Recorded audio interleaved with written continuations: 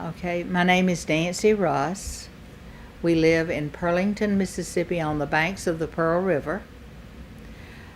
We came back, we were out of town at the time the storm was predicted to come. We came back into town, grabbed a few things out of our house, and escaped to Long Beach. Little did we know when we got to the house that there was nothing left but a shell of the house.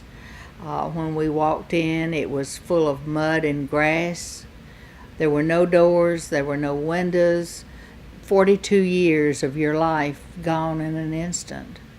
And everything you had was gone. There was nothing left. Your whole life just flashed before you, but there was nothing left. Everything you had was gone. Just nothing but memories left. When the first group was here, I just all of a sudden said, I need to keep a record of all the people that are here. We started with Jimmy McGee, who was the pastor of the First Baptist Church in Prentiss, Mississippi, with his workers. That was in March. Bob the Builder was from Minnesota.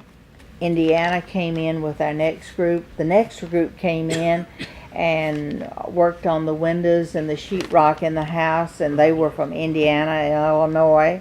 In May, we had a doctor from Georgia, a small college in Georgia, and she and her 8-year-old daughter were helping with the painting of the sheetrock.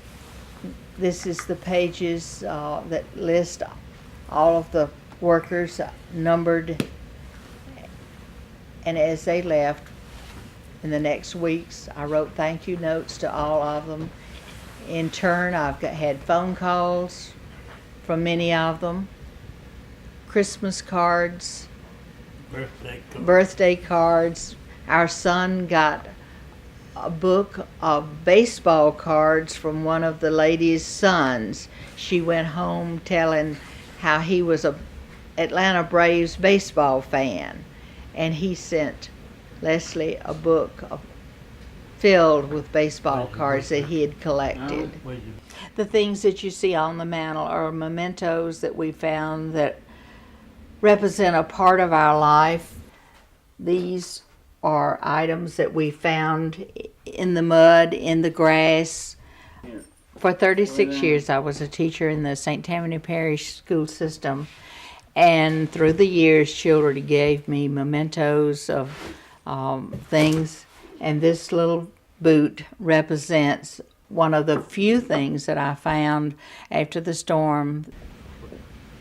One of the groups found out that Leslie had lost his bike in the storm, that it had been damaged beyond working order.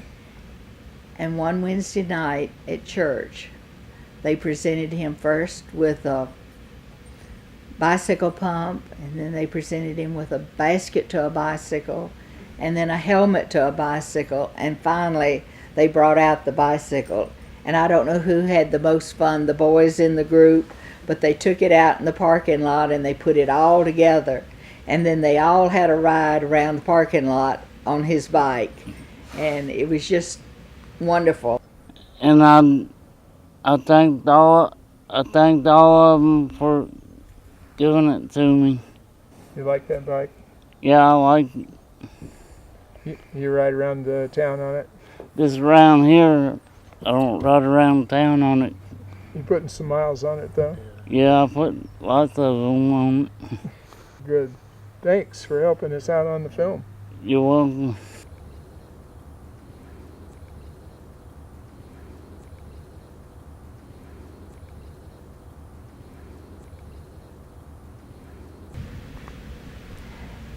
It's just been incredible that you knew that there were that many people in the world who still cared, who still had the compassion, the love of Christ,